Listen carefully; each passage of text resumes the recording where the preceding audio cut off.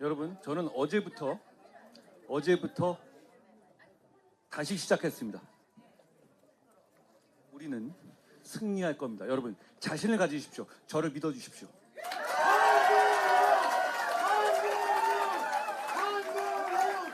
저는 여러분들이 갑자기 2달 반 전에 저를 불러낸 이유가 한 가지였다고 생각합니다. 저는 남들이 싸우지 않을 때 싸웠고 남들이 이기지 못할 때 이겼기 때문입니다. 이제 19일 뒤에 우리가 반드시 이길 겁니다.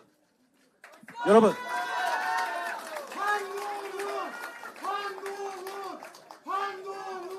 자신 있게 나갑시다. 여러분, 저를 믿으십시오. 여러분,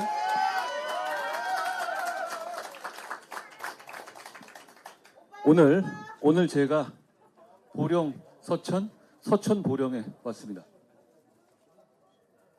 장동혁은 저의 힘이고 보령 서천 보령의 힘입니다.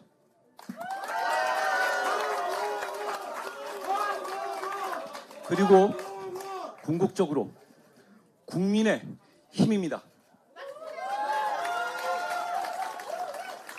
저는 장동혁이 앞으로 10년간 대한민국의 발전을 이끄는 정치인이 될 것이라고 확신합니다. 왜냐하면 이 사람은 정의감이 있고 공공선에 대한 의지가 있습니다. 그거 없는 정치인들이 많습니다. 그리고 그거 없는 정치인들이 지금 나라를 망치려고 하고 있습니다. 저와 장동혁이 그걸 반드시 막아낼 겁니다.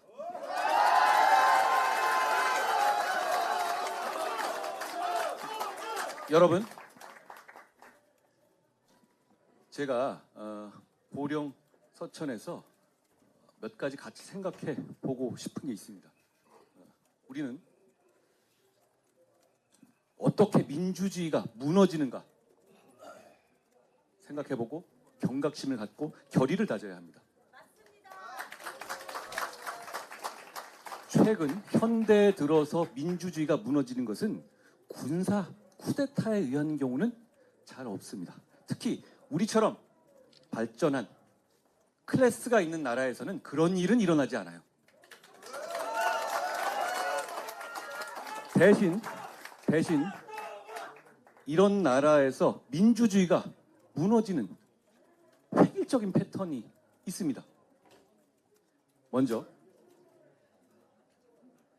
정상적인 정당에서 활동하지 못할 정도의 극단주의자들이 생겨나고 그 극단주의자들이 기성정당의 리더의 약점을 보완해주면서 그 기성정당의 리더를 숙주 삼아서 그 기성정당을 통해서 주류정치로 등장합니다. 그 다음에 사법 시스템을 무시하고 민주주의를 무너뜨리는 겁니다. 그런 사례가 많이 있습니다. 생각보다 많이 있습니다. 여러분, 저는 지금 우리가 처해 있는 위기가 바로 그거라고 생각합니다.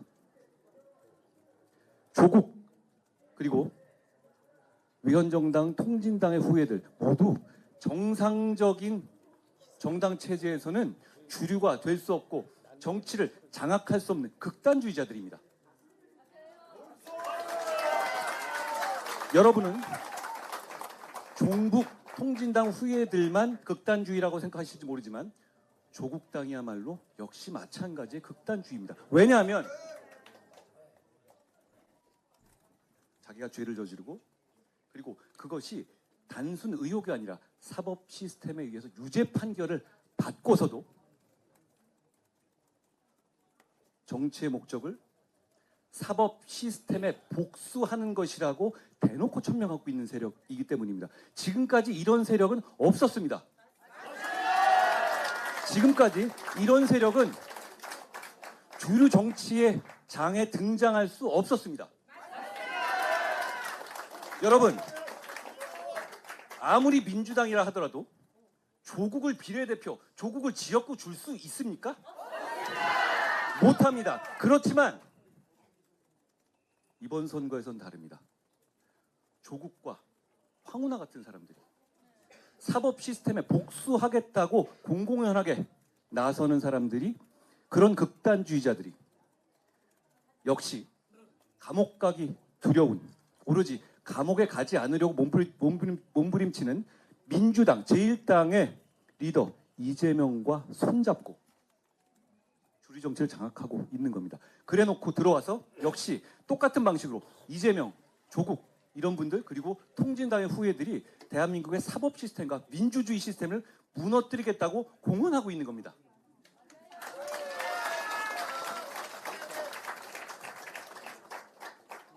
어떤 미래가 있겠습니까?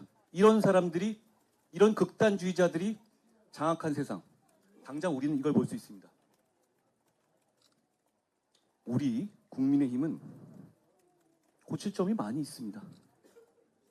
차이는 우리는 고칠 의지와 민심에 순응하겠다는 자세가 되어 있습니다.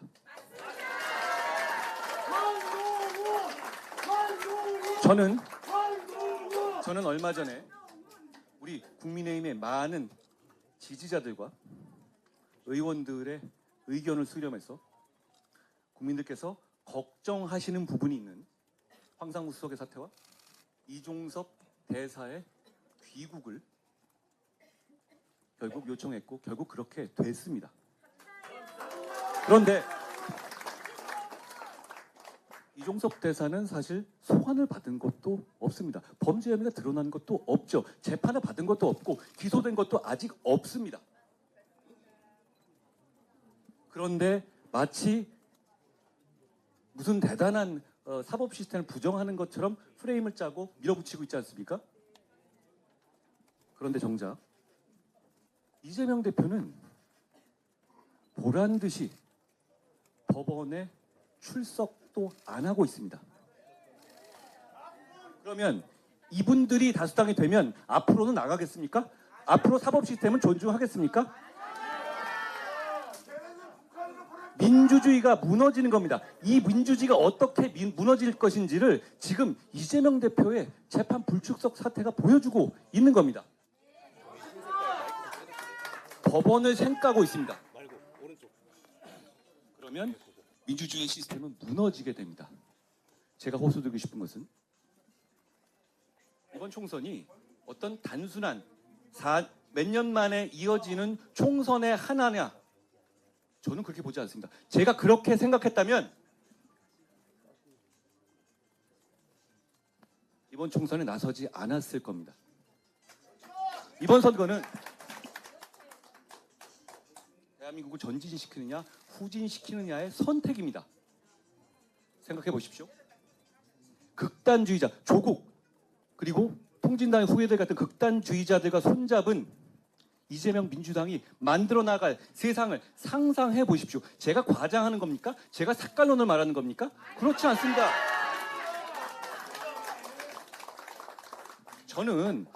저는 우파 정당이지만 부동층과 중도의 마음을 얻고 싶습니다. 제가 색깔론을 말할 사람으로 보이십니까? 저는 사실을 말하는 것이고 우리 민주주의가 처해 있는 위기를 말씀드리는 겁니다. 이 위기를 막을 수 있는 방법은 단 한 가지밖에 없습니다. 알고 계시죠? 4월 10일 선거는 1987년 대선 이래 국민과 이 나라의 운명을 좌우할 가장 중요한 선거가 될 겁니다. 그런데 우리 당이 화력이 약하다, 싸우는 사람이 적다, 인재풀이 부족하다, 이런 한가한 얘기할 게 아닙니다. 제가 싸우겠습니다. 왜냐하면 이번 선거는 져서는 안 되는 선거고 우리는 지게 되면 역사의 죄인이 될 겁니다. 나중에 이번 선거를 통해서 나라가 망하게 되면 이 장면을 생각하게 될 겁니다. 그때 왜 막지 못했는지 그런 얘기 듣고 싶습니까? 여러분 깊이 생각해 봐주십시오. 민주주의가 무너질 겁니다. 그리고 우리는 해방 이래 정말 민주주의와 정말 산업화를 동시에 이룬 위대한 나라입니다. 여기서 주저앉게 둘 겁니까? 여기 모인 여러분께서 하실 일은 하나입니다. 장동혁을 다시 국회에 보내주십시오.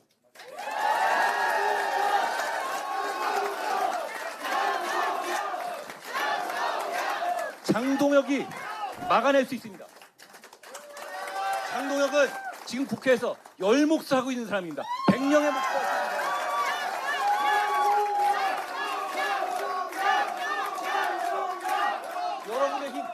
여러분의 힘, 국민의 힘, 그리고 저의 힘, 장동혁입니다. 네. 네. 아, 그